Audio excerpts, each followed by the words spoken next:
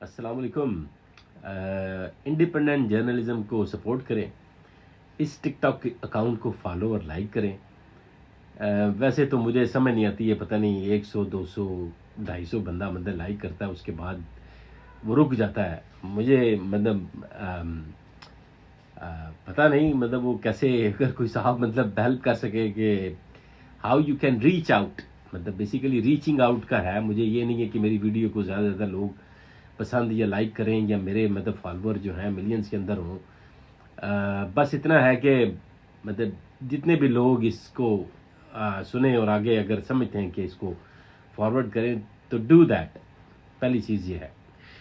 دوسرا، بچپن میں ایک چیز ہوتی تھی کہ والد صاحب بڑے حساب سے جب تنخواہ لے کے آتے تھے اور ہمارے خرچے مرچے وہ دیکھا کرتے تھے تو بڑے حساب سے پیسے جو ہے خرچ کیا کرتے تھے. کیونکہ بیسیکلی یہ ہے کہ خوددار آدمی نہ تو کسی سے مانگ سکتا ہے، نہ کسی کے ترلے کر سکتا ہے. وہ اپنی تنخواہ میں گزارا کرتا ہے. اور والد صاحب نے الحمدللہ پوری عمر جو پیرنٹس نے یہی کیا کہ جو تنخواہ تھی، جو معاملات تھے، اس کے اندر ہی ہمیں رکھا گیا.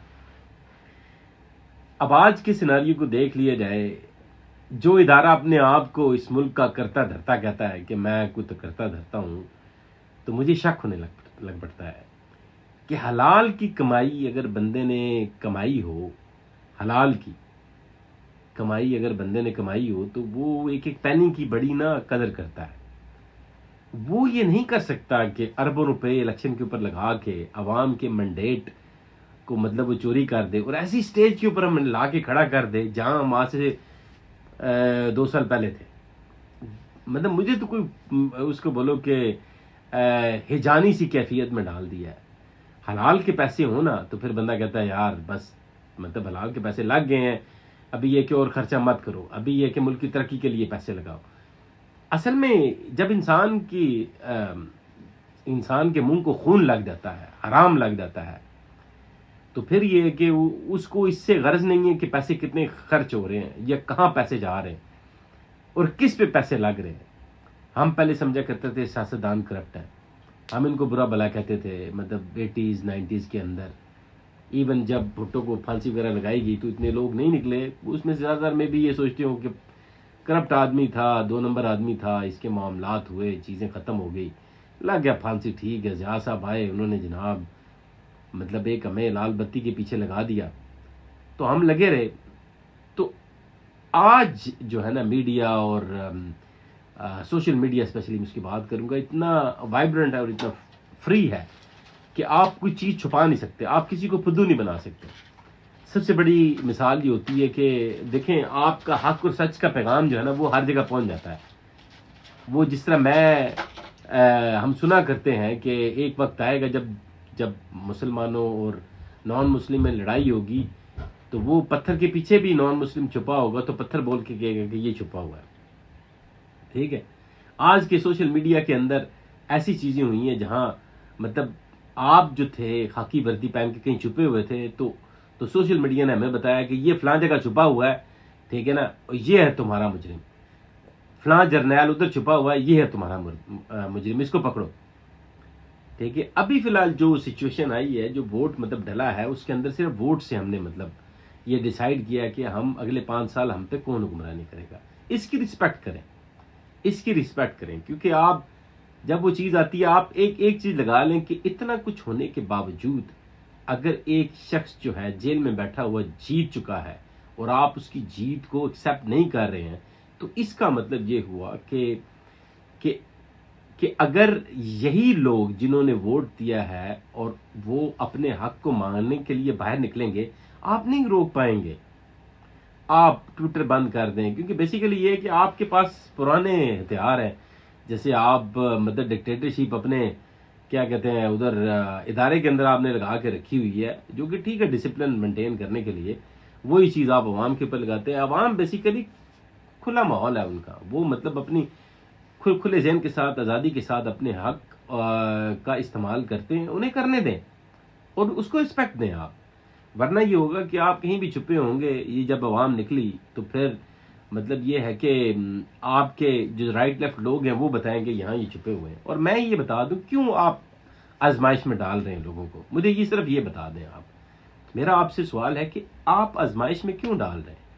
میں یہ 100% کہتا ہوں، مجھے اس پہ پورا یقین ہے کہ بہت کم لوگ ہوں گے جو ریزسٹ کریں گے.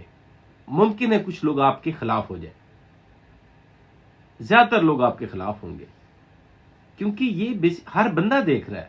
Every one is fed up. ہر بندہ یہ کہہ رہا ہے یار انف از انف. ابھی تو مطلب اس کو بولو، اتنا کچھ کرنے کے بعد بھی اگر آپ کو جیت نصیب نہیں ہوئی ہے تو ابھی جو جیت گیا اس کو رسپیکٹ دیں. ایسے نہ کریں آپ، لیکن آپ کر رہے ہیں. آپ اس وقت سے ڈریں، آپ اس وقت سے ڈریں. میں وہ کہتے ہیں کہ ہر روز وہ چیزیں دیکھ رہا ہوں، چیزوں کو مطلب ہوتے ہوئے دیکھ رہا ہوں، تو یہ چیز دماغ کے اندر آتی ہے کہ آپ کو اس چیز کو روکنا پڑے گا.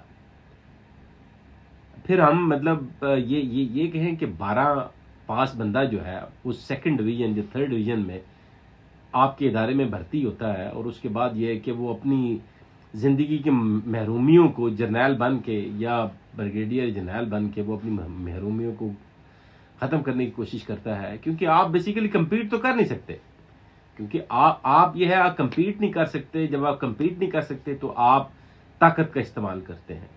آپ کے ادارے کے پاس طاقت ہے بھائی، ہم کب کہہ رہے ہیں آپ کے پاس طاقت نہیں ہے؟ طاقت تھی تو آپ نے بھٹو کو پھانسی لگا دیا، طاقت تھی تو آپ نے نواز شریف کو چلتا کیا، آپ نے بے نظیر کو چلتا کیا، طاقت تھی تو آپ نے کیا کہتے ہیں عمران کو چلتا کیا. لیکن عوام کی بھی رسپیکٹ کریں نا. آپ نے کتنا بڑا مطلب اس کو بولو کہ میں یہ کہتا ہوں کہ آپ نے کتنا بڑا ایک چپیڑ ماری ہے آپ نے کراچی کے لوگوں کے اوپر. کراچی کے پڑھے لکھے، میں کہتا ہوں کہ سب سے جو اویئرڈ قسم کا طبقہ ہے، باقی لاہور والے بھی ہیں، پنجاب میں بھی ہیں، سب جگہ پہ ہیں، کیونکہ کراچی میں یہ سمجھتا ہوں کہ they are very sensible. They know things exactly what is happening in the country. اور آپ نے کیا کیا؟ آپ نے ایم کیو ایم کو وہاں سے جتا دیا جن کو کوئی چپیڑ نہ مارے. آپ نے کتنا بڑا ظلم کیا ہے یار. مطلب آپ کو شرم نہیں آئی ہے. مطلب میں اس چیز پہ کہتا ہوں کہ آپ نے بیسیکلی بتایا ہے کہ آپ کتنے گھٹیا ہے. مطلب میں پڑھا لکھا بندہ ہوں، میں مطلب ایم کیو ایم کو تو میں کبھی بھی ووٹ نہ دوں. جس طرح کے معاملات انہوں نے کیے، یس سمپتھیز ہیں ان کے پاس، سب چیزیں ہیں، لیکن ہر بندہ کہہ رہا ہے کہ وہ تیسرے نمبر پہ بھی نہیں تھے اور آپ نے ان کو پہلے نمبر پہ بٹھا دیا. آپ نے کراچی سندھ کے جو پڑھا لکھا طبقہ ہے آپ نے اس کے منہ پہ چپیڑ ماری ہے. اگر وہی پڑھا لکھا طبقہ گھر سے باہر نکل کے آپ کے منہ پہ تھپڑ مار دے تو کیا ہوگا؟ اور میں یہ وثوق سے کہہ سکتا ہوں کہ کوئی بھی اس تھپڑ کو روکنے والا نہیں ہوگا. میں یہ بتا دوں آپ کو، کیونکہ ایک بندہ کہتا ہے نا کہ ہون ہوگی ہے بس. پھر مطلب جب وہ کہتا ہے کہ بس ہون ہوگی ہے، ہون نبڑ لواں گے، دیکھ لواں گے ہوں جو ہوتا ہے. اون چودھری صاحب مطلب وہ کیا کہتے ہیں، وہ جو پی ٹی آئی کے سینیٹر ہیں، انہوں نے جو تقریر کی وہ بھی دل ہلا دینے والی ہے کہ آپ نے لوگوں کے سوچنے سمجھنے پہ پابندی لگا دی ہے. کیا وہ سوچیں، کیا وہ نہ سوچیں. ٹھیک ہے، 9 مئی کو آپ نے بنا دیا مطلب اس کو بولو کہ ایک ہوا جو کہ آپ نے خود کیا ہے، آپ کو پتہ ہے آپ نے خود کیا ہے. ٹھیک ہے، آپ اس طرح کے فلیگ آپریشنز آپ کرتے ہیں. مطلب میں اور بھی بتا دوں، لوگ تو یہاں تک کہتے ہیں کہ آپ نے اے پی ایس کا جو ہے 2016 میں آپ نے کیا ہے، دسمبر میں جو ہوا تھا. لوگ کہتے ہیں کیونکہ وہ بیسیکلی آپ یہ دیکھ لیں کہ وہ احسان اللہ احسان کدھر ہے سر؟ ہمیں بتا دینا آپ. احسان اللہ احسان کدھر ہے سر؟ بتائیں تو صحیح نا کدھر ہے وہ. جب آپ سے ڈائریکٹ سوال کیے جاتے ہیں آپ کے پاس جواب نہیں ہوتا، آپ یہاں اس بندے کو اٹھا لیتے ہیں یا مطلب وہ اس کو بولو کہ انٹرنیٹ بند کر دیتے ہیں. آپ ہماری ذہانت پہ چپیڑے مار رہے ہیں. آپ ہمیں بیوقوف سمجھتے ہیں. آپ اپنی بچپن کی جو محرومیاں ہیں آپ جہاں نکالنے کے لیے آ رہے ہیں. ٹھیک ہے نا، آپ بچپن کی محرومیوں کو، اپنی ناکامیوں کو آپ ہمیں یہ بتا رہے ہیں کہ آپ ایک سکسیسفل ادارہ ہے، نہیں ہیں آپ.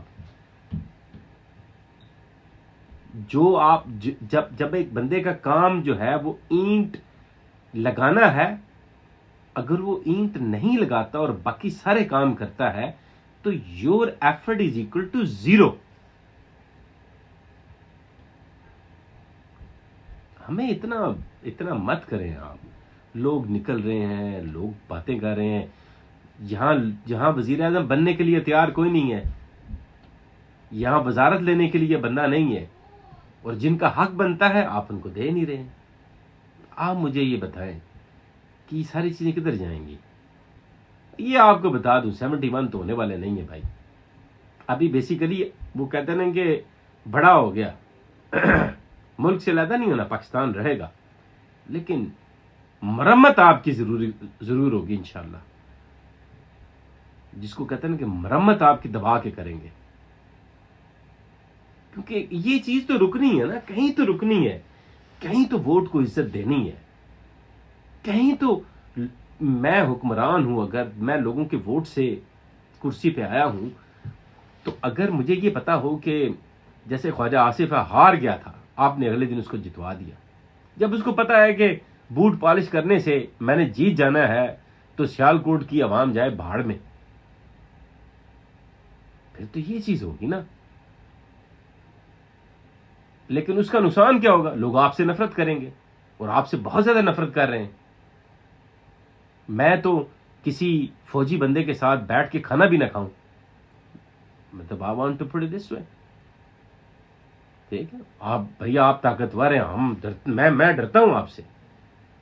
میں ذاتی طور پہ مطلب مجھے یہ باقیوں کا نہیں پتا، میں ذاتی طور پہ ڈرتا ہوں، کیونکہ مجھے اپنی عزت پیاری ہے. ٹھیک ہے، مجھے اپنی فیملی پیاری ہے، مجھے اپنا ملک پیارا ہے. اس طرح سے بولوں گا. ٹھیک ہے نا. اگر جوانی میں ہوتے مطلب اس وقت یہ چیزیں مطلب ہوتی تو آپ کو جواب کسی اور طرح سے مل رہا ہوتا. ابھی ڈر گئے ہیں بھائی آپ سے، آپ طاقتور ہیں، آپ کسی کو لمحے پا لیں گے. ٹھیک ہے نا، کیونکہ آپ تو بغیرت آدمی ہیں، غیرت تو آپ کے پاس سے بھی نہیں گزرتی ہے. ٹھیک ہے نا. تو جب بندہ بغیرت ہو جائے اس کے ساتھ مطلب بیسیکلی اس سے کیسے بندہ لڑ سکتا ہے؟ لاجک آپ کے پاس نہیں ہے، دلیل آپ کے پاس نہیں ہے، دلال آپ نے رکھے ہوئے.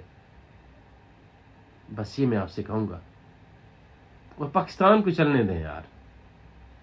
آپ نے بہت اس کو بہت آپ نے رائٹ لیفٹ سے نچوڑ دیا، اور آپ نے بڑا کہا جی ہم بڑے ہیں. کدھر ہیں بڑے یار؟ آپ اربوں روپے آپ نے الیکشن پہ لگا کے اور مڑ کے پھر آپ نے اپنے وہاں کھڑا کر دیا ہے جہاں ہمیں پتہ نہیں ہم نے جانا کدھر ہے. یہ تو آپ نے کیا. پھر آپ کہتے ہیں کہ آپ گھر کے بڑے ہیں. آپ نہیں ہیں گھر کے بڑے، گھر کے بڑے عوام ہیں. بس یہ میں آپ سے کہوں گا. پاکستان زندہ باد.